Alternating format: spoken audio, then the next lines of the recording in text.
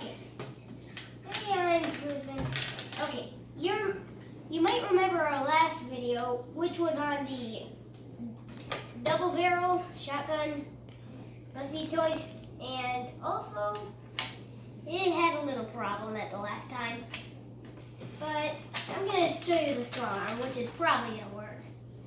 And this is just so I can carry it on my scooter. That's all. I like to call it a Nerf scooter when both of my Nerf guns are on here. I might present the other one in our next review, but now I'm talking about this one. So it's called the Strong Arm, and I forgot how much it cost, and the price tag is just ripped off. So it's a Nerf. I already knew that. And this is how you load it. You just press this button and just put the darts in. Might be a little loud when you spin it, but it's fine. It's actually pretty awesome. No idea why someone would give it away. Oh, whoops. Runaway dart. You just put it back in.